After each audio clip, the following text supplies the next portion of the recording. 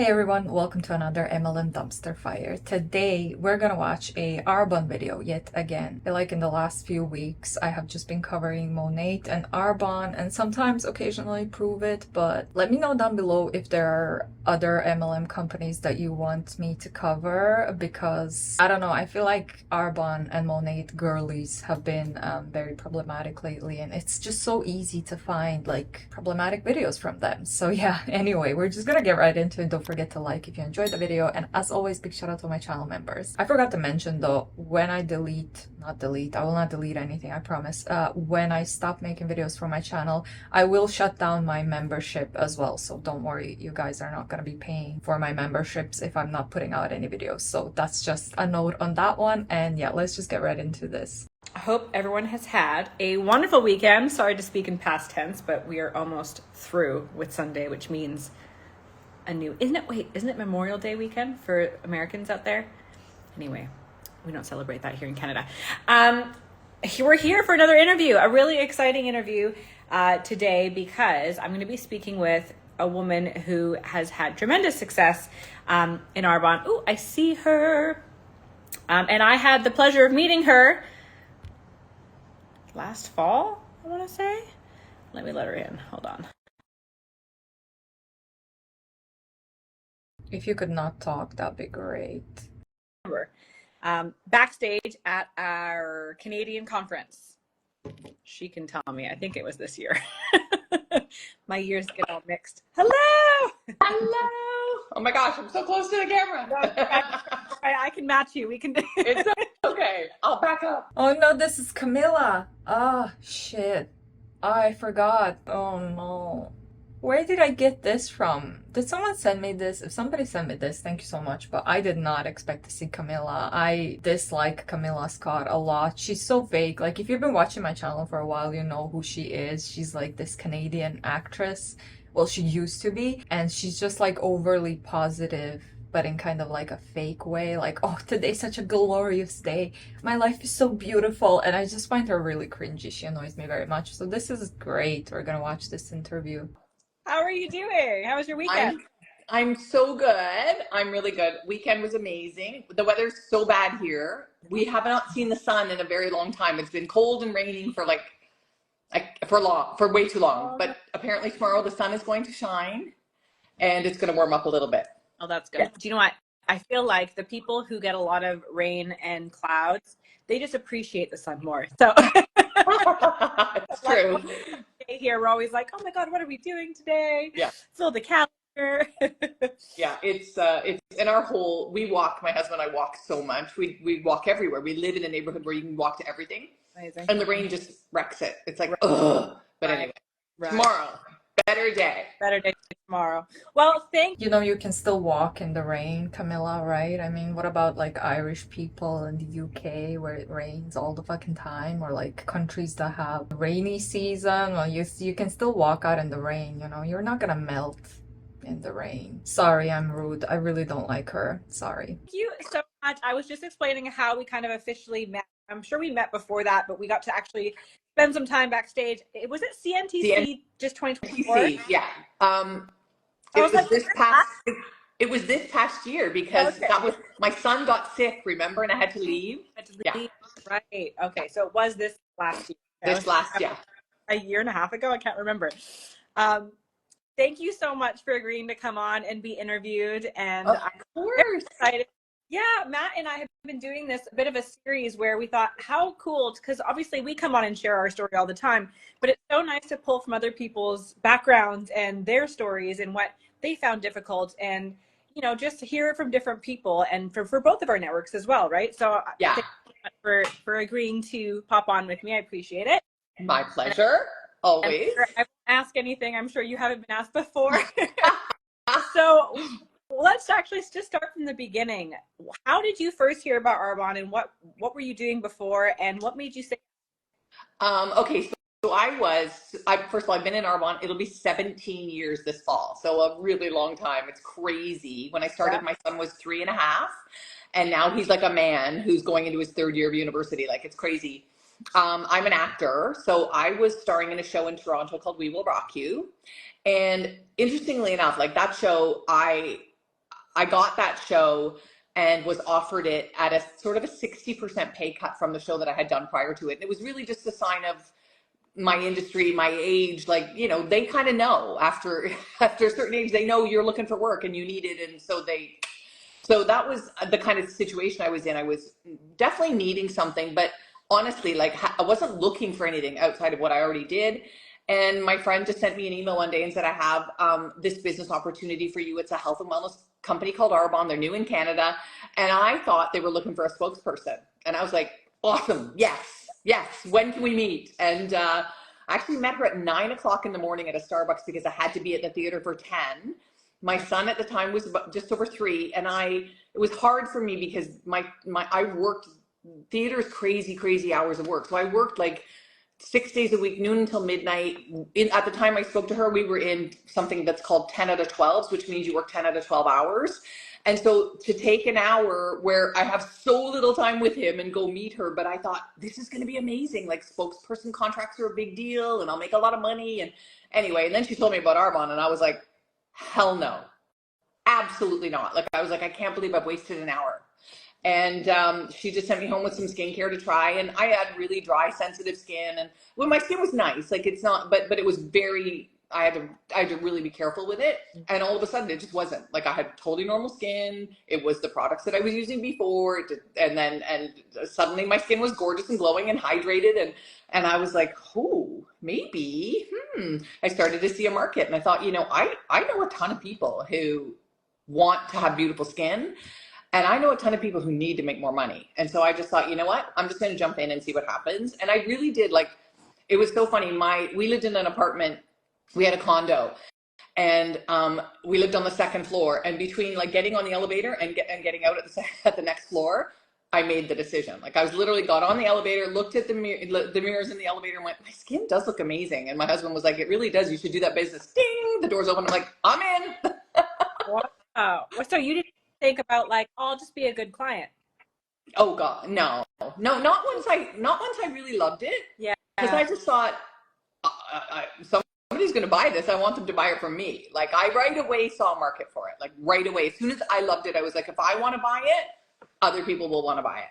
Yeah, no, I love that. And that makes total sense. I love that. That's like a very entrepreneurial type brain though. I think a lot of people would have probably been like, all right, I'll just be Entrepreneurial brain. She said she hated it in the beginning. She was like, hell no. So why were you like, hell no? Because she didn't say, oh, I said no because I thought the products are crap. The way it sounded like was she thought it was a scam, and she worded that before in one of my previous videos. I think it was like a year, 2 years ago, maybe even at this point. She said she thought Arbonne was a pyramid scheme, and she wanted to join a pyramid scheme and then get out before the police comes up. Almost like quote unquote what she said. So obviously she left that part out here because she's reaching a new audience, I guess, on this other woman's, I forgot her name. I don't even care anymore at this point. Yeah, so she thought it was a pyramid scheme and she would willingly join a pyramid scheme. And I think that says a lot about Camilla Scott's character and how much she values like people versus money. But we've heard her story before, so you know what I'm gonna say. Obviously she was an actress. She had a shit ton of people knew about her, and she had a audience. She had people, fans that she could recruit. And this was obviously, again, like 17 years ago. So she had all the circumstances to be successful in an MLM. a client until someone's like, your skin. And then you're like, oh, maybe I actually should. But it's interesting too, though, it's because my friend didn't present it to me as if I would be a customer. Right. She presented it to me as if she knew this business could change my life. Right. And so I wasn't really even thinking about the fact that I was now a customer. Right. I was still I was still holding on to the meeting, which was all she did was talk business. Yeah. And so it didn't even occur to me, actually. Thank God it didn't, because hands down the best decision I've literally ever made in my life. Yeah. But yeah, didn't even occur to me. Like she was all about the business and what it could do to change my life. I just couldn't see it for myself. I mean, I like most people, I was just worried what people would think. Like, I was like, I can't do that. I'm already struggling financially. I'm already trying, having a hard time finding work. If I start to do something else, people right away will think, okay, her career's over. Like, I'm not doing it. I'm not doing it. But as soon as I loved it. I was like, I saw dollar signs. I was like, okay, I can sell this. I totally know I can. I love it. I'll buy it. If I'm buying it, other people will buy it. They want them to buy it from me. Yeah, that makes sense, I guess. You know, it's funny. Like most people, I would say most people I've ever spoken to, whether they started Arbonne or they've been doing it for years, they went through a period of time where they really, really were worried about what people thought. And sometimes that takes people completely out of the game. But for someone who's in the public eye, it must be even more so, because then you feel like you got more eyes on you, first of all, that maybe more judgment, more scrutiny, and that must be and perception is everything in my industry. Like it was kind of a scary decision, but at the same time, I also didn't really overthink it. Like once I just kind of thought I would do it, I just thought, you know what, I'm just going to do it. Yeah. I mean, why not? Like what's the worst thing that can happen? I mean, I already need it. So let's just try. Like you said in the past that it's a pyramid scheme and the feds can come. That's the worst thing. I love that she's not mentioning that. And see what happens. And I've been like that most of my life. So it wasn't like a massive leap for me to just be like, okay, let's try it and see what happens. Yeah. What did you do about time? Because a lot of people's their main concern is time. People are busy and lives are always busy. But you mentioned 3-year-old, you mentioned 12 to 12, which was like, wait.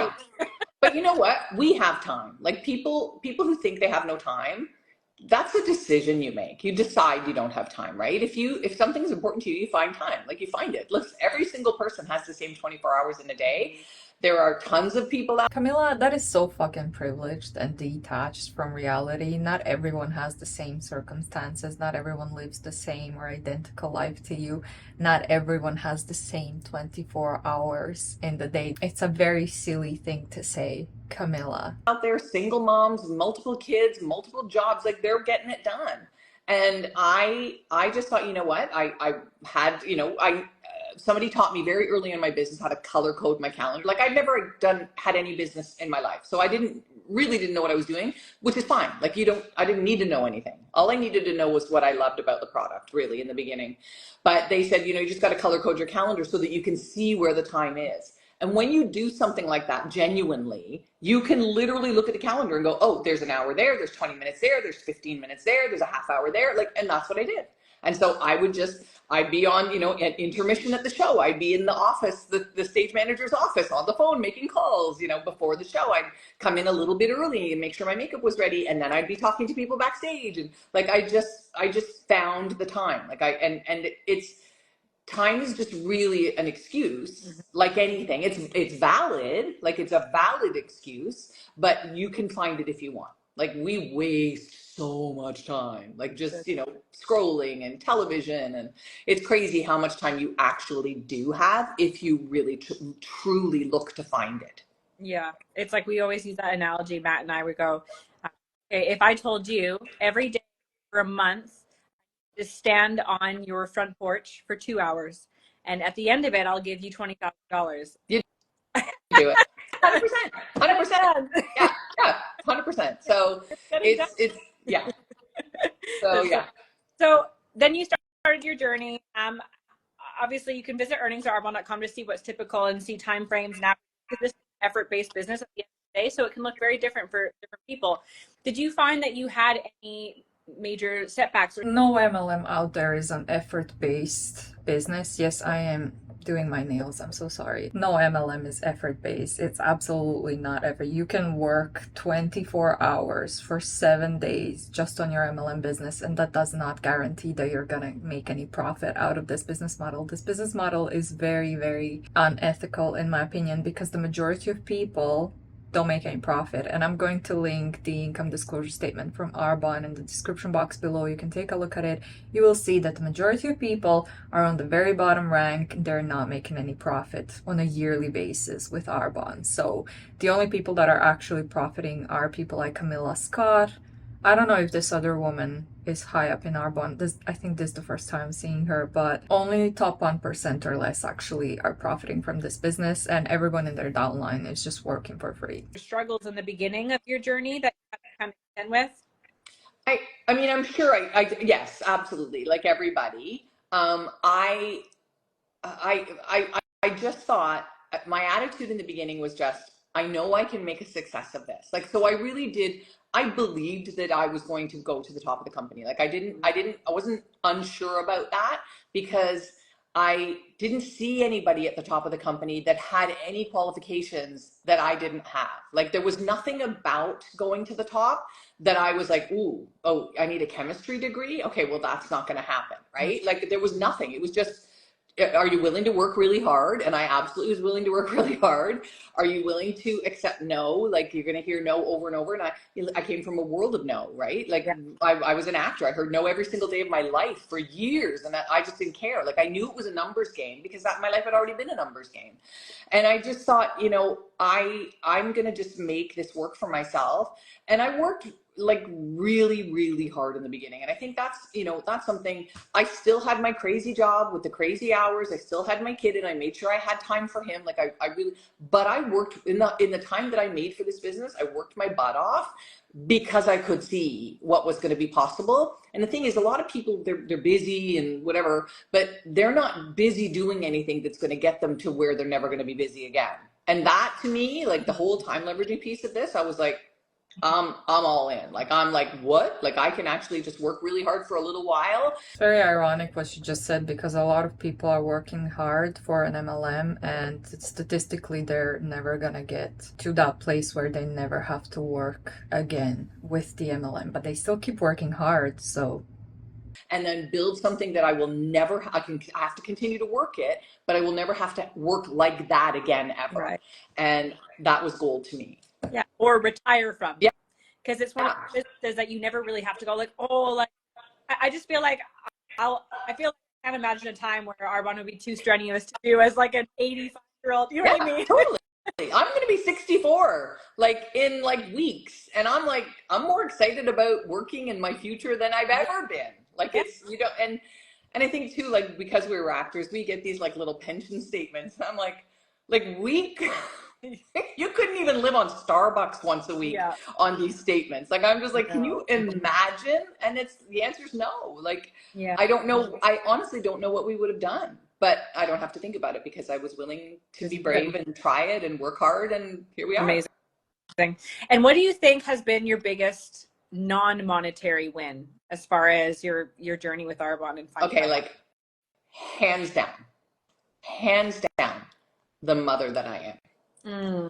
Like I actually had this chat with my son today. Like we were talking about, you know, the benefits of having parents who are a little bit older, but mostly a mom who spent the last 17 years diving into personal growth on a regular basis in order to learn how to manage people and teams.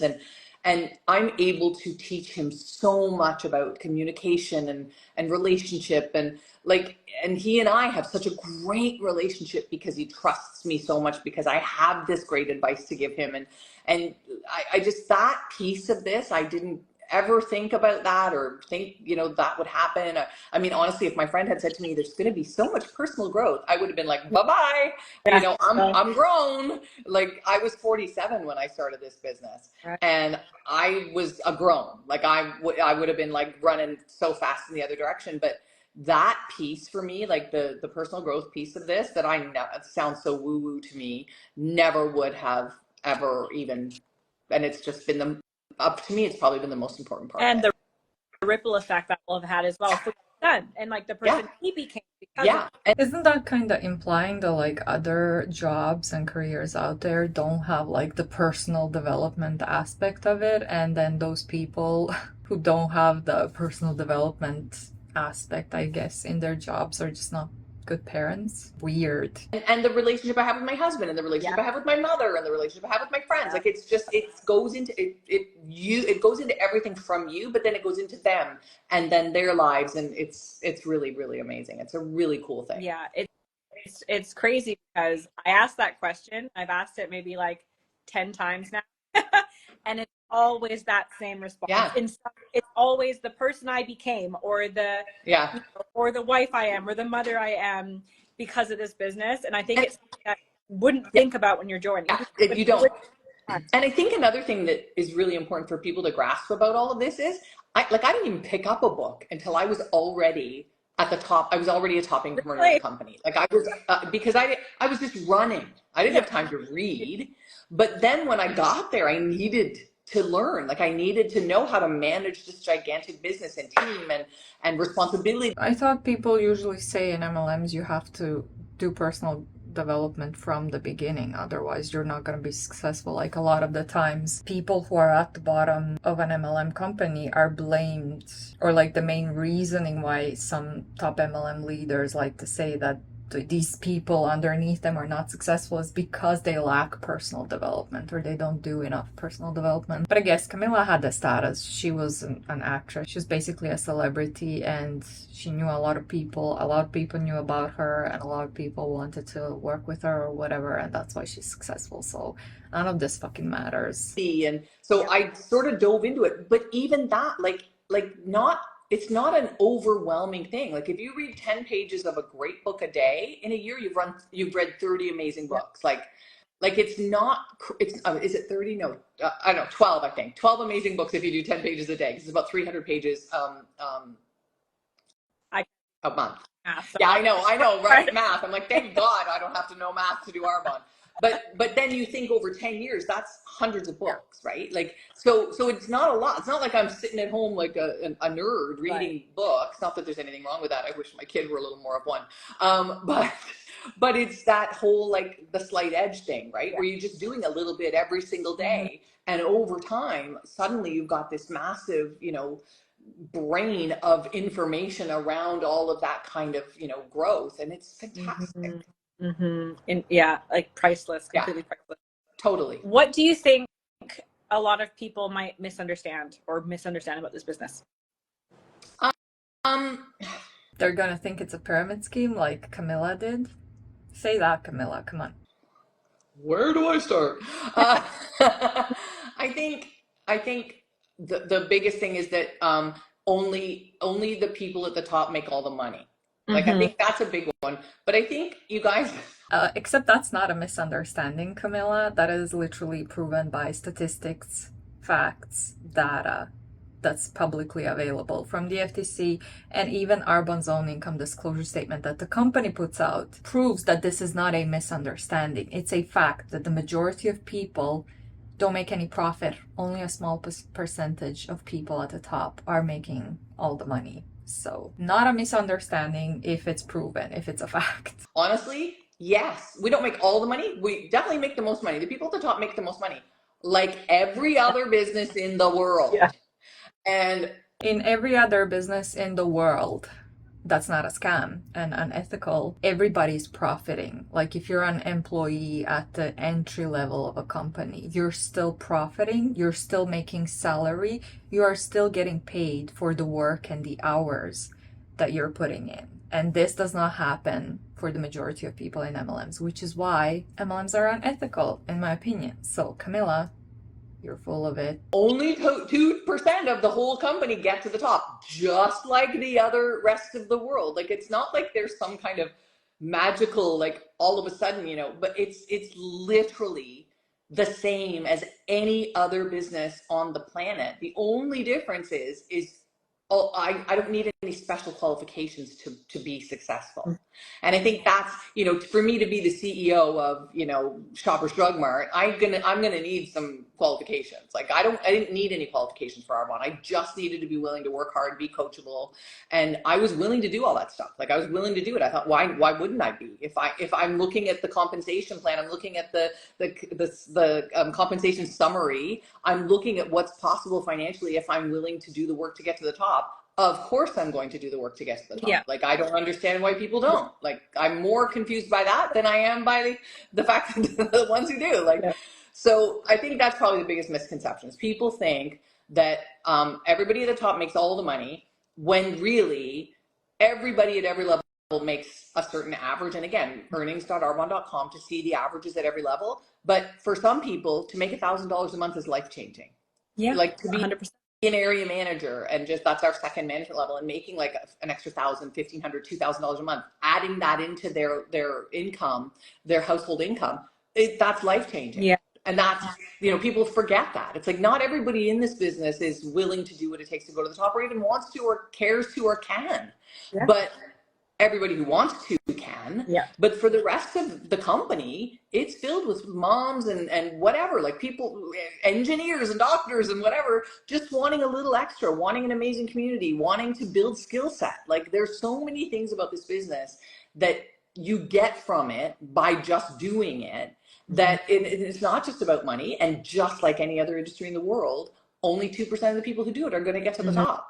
And then but you get to decide. You get to decide, am I going to be part of the 2% or part of the 98? You know what? The 98 are great. They're happy. Yeah. In Arbonne. Yeah, literally. And like, it's like you said, the difference is when you have a corporate or some kind of a corporation where there's a CEO at the top, they're not trying to get you to become CEO. Yeah. Yeah.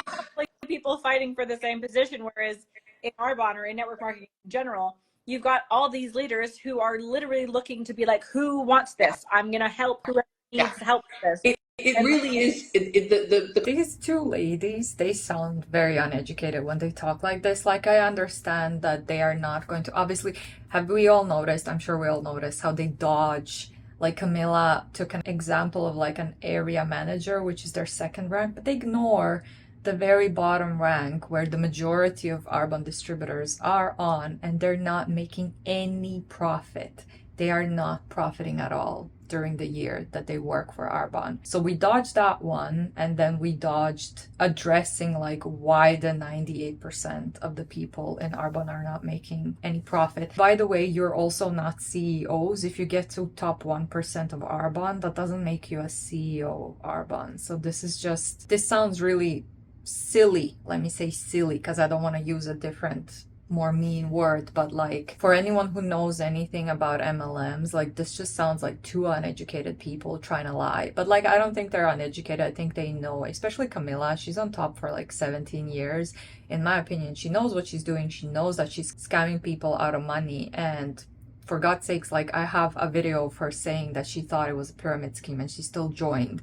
So I think she's very well aware that she's scamming people. And to say that people who are in 98% who don't make any profit in Arbonne, they're working for free, but they're still happy, is just wild to me. Yeah, I'm sure those people love working for free and not making any profit. I'm sure they're so fucking happy doing that. Anyway, I think we've heard enough. I cannot listen to Camilla like for too long. She just annoys me a little bit. So I think we've heard enough, especially this most important part, I guess, where they address the misconceptions, which are not actually misconceptions. Again, the income disclosure statement is linked in the description box below. You can take a look at it. Thanks so much for watching, especially if you made it this far to the video. Don't forget to like if you enjoyed it. And as always, big shout out to my channel members. I will see you all in the next one. Bye.